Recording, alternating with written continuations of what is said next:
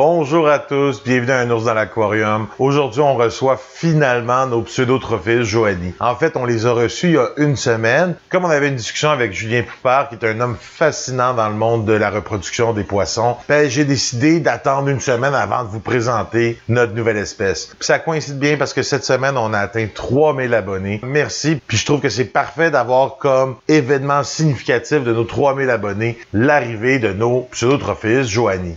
Je vous avais parlé qu'on allait recevoir deux espèces, puis c'est encore le cas. En fait, la première espèce qu'on reçoit, c'est justement nos Joanie. Puis on va recevoir une deuxième espèce par la suite qui va être une espèce de Whitetail ACI. Puis je vous avais parlé dans le passé qu'on allait peut-être aller vers le Yellowtail ACI, mais il y a eu des événements qui ont fait qu'on a changé d'idée puis qu'on est allé vers le Whitetail. Puis franchement, je suis assez heureux parce que le Whitetail ACI a une couleur assez singulière parmi les cyclidés qui est très jolie.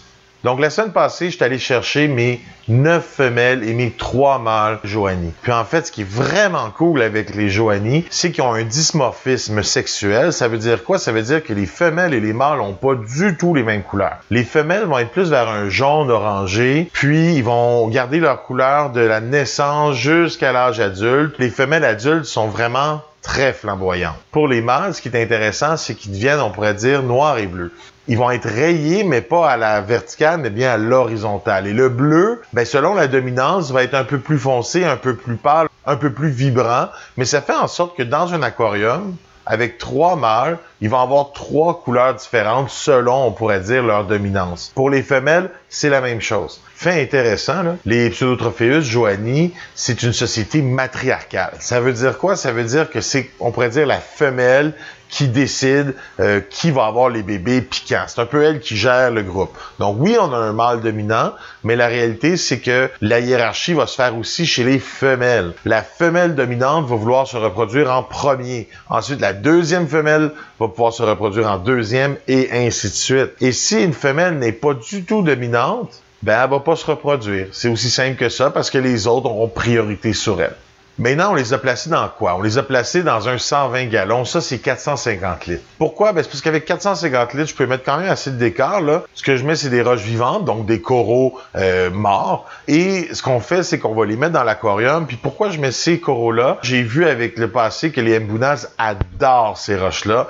Vraiment, la façon de faire des cachettes, la façon de faire des crevasses. C'est très facile quand on fait notre aquascaping. Puis 2, les poissons adorent. Puis vraiment, la preuve, c'est que quand je les ai reçus, veux pas ces poissons-là, le changement de place, le fait que moi, je suis pas la personne qui les traitait avant, là, je suis pas Hotman. Je suis une nouvelle personne, ils ont peur de moi. Littéralement, on voit leur peur. Dès qu'il y a un mouvement autour de l'aquarium, ils vont aller se cacher dans les roches, ils vont aller se réfugier dans leur zone, on pourrait dire, sécuritaire. Quand on les nourrit, là, tranquillement, pas vite, ils commencent à être un peu plus à l'aise avec moi, puis ils s'approchent un peu plus, puis ils me laissent un peu plus les filmer, parce que vraiment, il y a quelques jours, j'étais incapable de les voir, ils étaient tous cachés. Même si c'est plate pour moi de pas pouvoir les voir, il reste quand même que je trouve ça important qu'ils se sentent en sécurité.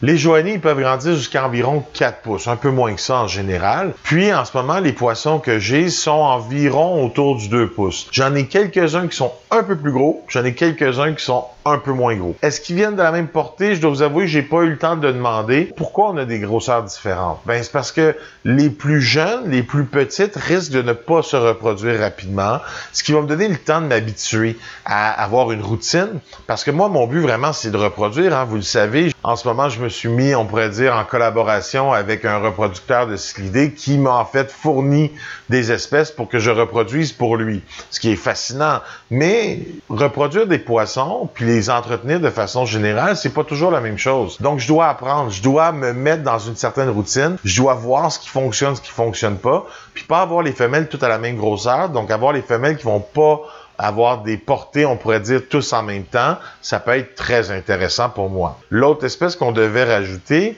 les Whitetail ACI, en ce moment, ils sont un peu trop jeunes pour se reproduire. Donc, on va attendre avant de les introduire dans notre aquarium. Parce que dans mon aquarium, je vais reproduire les deux espèces. Avec 450 litres, puis les roches que j'ai, le nombre de mâles aussi, et les territoires, ainsi de suite, je vais être capable d'avoir 2 colonies de poissons. Si j'écoutais Hotman, il voudrait que j'en ai 3 ou 4 ou 5, mais la réalité, c'est que je vais commencer avec 2.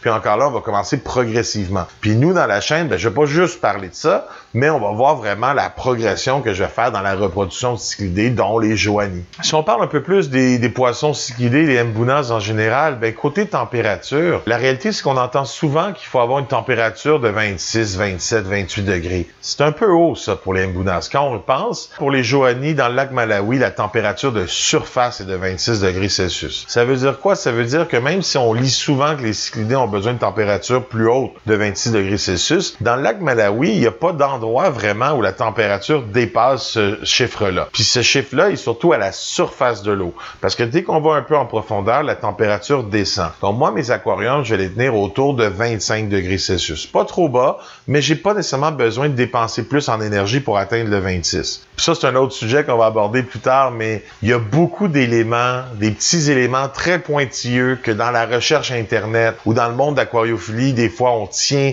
mordicus à faire attention. Puis finalement, il y a des éléments qui sont importants, puis il y en a qui sont moins. Il y a 2 semaines, j'ai parlé des bulleurs. Je disais qu'une pompe, je pouvais servir cet aquarium, puis c'est pas faux, tout ce que j'ai dit était vrai. Mais, je veux quand même mettre un bémol. Mon but, quand j'ai montré qu'une pompe pouvait fournir 6 aquariums, c'était vraiment vous montrer l'idée que la pompe était capable de fournir de l'air à différents aquariums. Maintenant, tout dépend de l'espèce que tu as. Des fois, tu as besoin de plus d'agitation à la surface de l'eau. Avec les cyclidés, je dois vous avouer, les cyclidés ont besoin d'eau très oxygénée. Donc, c'est sûr que l'agitation de l'eau, je veux la maximiser. Pour l'instant, j'ai rajouté un bulleur seulement pour cet aquarium-là. Bientôt, je vais le modifier. J'ai un ami récemment qui me disait, une pierre à air dans un aquarium qui n'est pas un filtre éponge, en fait, c'est une pierre à air qui est mal utilisée. On a une opportunité avec une pierre à air puis avec de l'air dans notre aquarium de favoriser la filtration en ajoutant justement un filtre éponge. Comme c'est une colonie qui est dans un aquarium qui n'est pas planté, j'ai pas besoin d'avoir des éponges qui sont très poreuses. En fait, je peux avoir une éponge dont les pores sont beaucoup plus petits et donc qui va permettre une filtration physique beaucoup plus intéressante. Ceux et celles qui tripaient sur mes labidos jaunes, inquiétez-vous pas, j'en ai encore. C'est juste que je vais pas essayer de les reproduire à vitam aeternam. Si vous voulez savoir, en ce moment, c'est sûr, j'ai vendu mes adultes, j'ai vendu mes juvéniles. J'ai des alevins qui sont nés à 3 mois différents. J'ai des alevins qui sont nés en décembre, d'autres en janvier, puis d'autres vraiment en fin janvier. Avant de me départir de mes adultes labidochromis, j'ai vraiment réussi à avoir plusieurs portées, ou en fait plusieurs alevins. Et donc, il me reste plusieurs alevins où est-ce que je vais pouvoir sélectionner quelques poissons que je vais vouloir garder avec moi. C'est sûr que mes Yellow Labs, je les ai adoré. Pour l'instant, c'est sûr que je les entretiens puis je me pratique à les faire grossir jusqu'à temps qu'ils viennent à 2 pouces peut-être, où est-ce que je vais pouvoir les vendre dans un encan ou ainsi de suite. J'ai parlé du fait qu'on était rendu à 3000 abonnés dans la chaîne. Comprenez qu'à mes yeux, ce travail-là, je l'ai pas fait tout seul, je l'ai fait grâce à vous. Vous êtes nombreux à commenter, vous êtes nombreux à liker, puis ça aide énormément la chaîne à être propulsée. Puis si jamais vous vous demandez comment on peut aider un ours dans l'aquarium à devenir plus grand, c'est vraiment en appuyant sur le pouce bleu. Puis quand vous aimez un sujet, gênez-vous pas de le dire, comme ça, moi, ça m'aide à m'enligner vers ce que vous aimez. Et une nouveauté à la chaîne qui est pas tout à fait reliée aux poissons, c'est que, je vous ai entendu quand vous m'avez dit que mes micros étaient pas parfaits, donc je me suis acheté un nouveau micro, un micro-cravate. On va voir qu'est-ce que ça donne. Je suis vraiment pas le meilleur à savoir c'est quoi un bon micro, pas un bon micro. Dites-moi là si vous m'entendez mieux. J'espère que ça vous a plu. Bon projet. Salut!